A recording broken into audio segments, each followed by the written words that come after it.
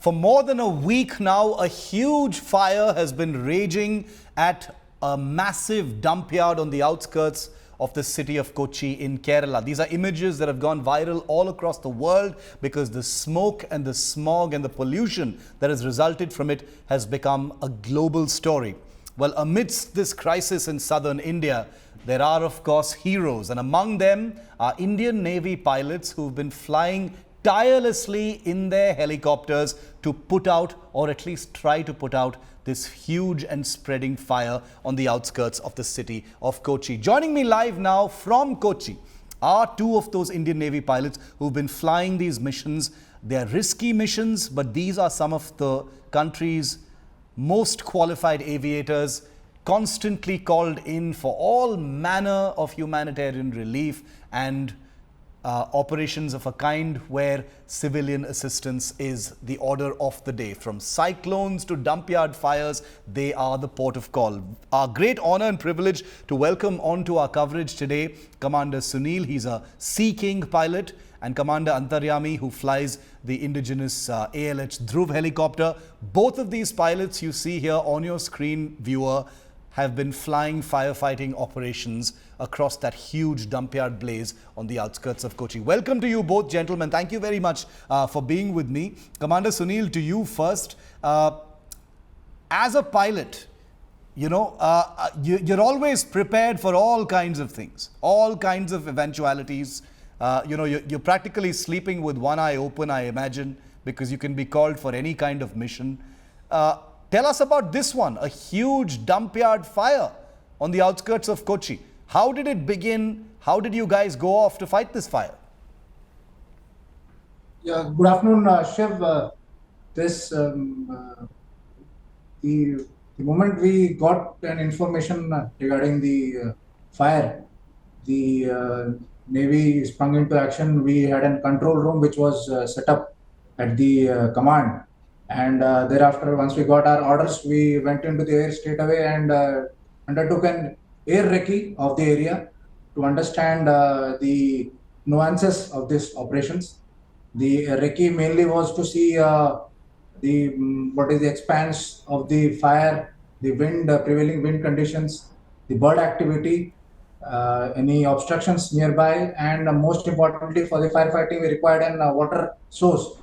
Luckily, once we undertook the air recce, we found an water source very near to the scene of fire, which was around 1 to 2 nautical miles.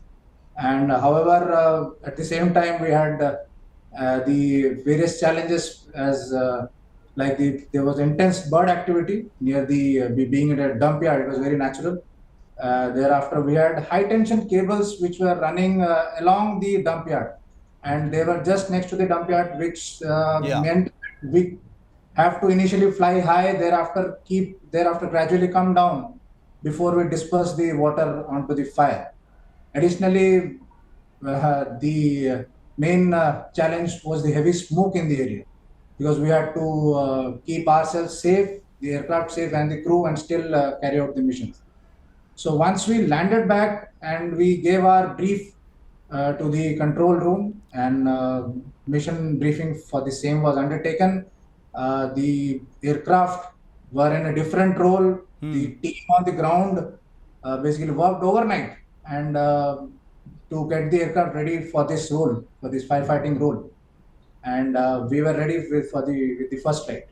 Incredible. Commander Antaryami, flying through that smoke, birds everywhere, electricity cables nearby. I mean, this is every aviator's nightmare. I mean, you are trained to, fly in clear visibility, away from any obstacles. And here you're ordered to fly, into a really, really risky airspace. What was that like, flying in that? It was challenging, Shiv, to say the least, because as you said, you are trained for a different environment. However, this was the real mission, wherein the challenges were, as brought out by Commander Sunil also, you heard them, flying through thick smoke, close to the high tension wire, in the vicinity of a lot of birds, was actually a challenging task. And but the job was very well specified to us, and the entire command was at it, and the aim was clear. So we found out methodology, how to go about it, and we could undertake quite a few drops, which were, in assistance to the local agencies who were already fighting the fire. So overall, it was a challenging task. However, with a lot of people involved, I'll say the ground crew, the station, when we were preparing, everybody put in their best efforts together, and then the outcome was what you saw on the subsequent days. Absolutely, because Commander Sunil, the margin of safety, I assume, in such a situation, shrinks considerably because you're surrounded by things that could affect your aircraft. How do pilots actually assess this, while there? Because I'm sure you couldn't have known about all the threats until you're actually in the threat. Yeah, as I told you, the previous day once we were undertaking the air recce, at that point itself we undertook, basically we did a flying over the high tension cables, and the smoke, because the smoke was still at that point of time it was very heavy. So we during the recce itself, because we knew once the lalde, which is the equipment from where the water is being dispersed, we knew what was the it actually hangs below the aircraft. We know the exact length, and we know at the height at which we are flying.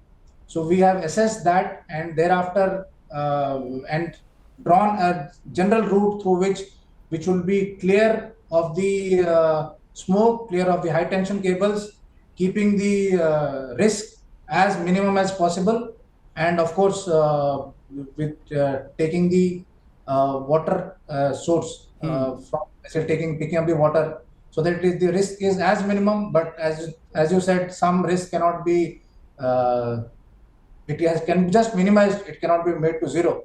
So that's what we have been trained for, and that helped us. Did some of that smoke, Commander Antaryami, did some of that smoke sort of find its way into the cockpit where you guys were flying?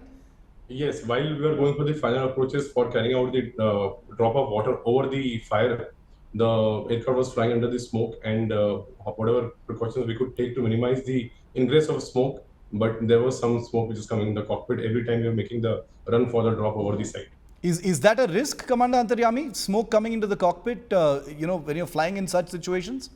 We were very briefly in smoke. However, I'll say the visibility wise, it was dropping as we were flying over the site when the smoke was there. And I'm sure you must have seen the photographs where the aircraft was under the engulfing smoke from the site. However, we were not breathing the entire thing throughout because it was moving in a particular direction. Yeah. And after we dropped the water over the site, we were moving towards the dam to fill up the water again, which was, I'll say, luckily clear of the smoke site. And the visibility was good, and the smoke presence was quite minimal over there. Because the helicopters, final question to you, Commander Sunil, the helicopters have been flying non-stop on these missions. How close are we to putting that fire out? Because it's been raging for so many days. As brought out by Commander Antaryami, now the fire on the periphery has been being fought by the local administration, the local fire tenders. Yeah. The naval fire tenders have also been put into action. But the main challenge was the fire which was raging at the center of the dump yard.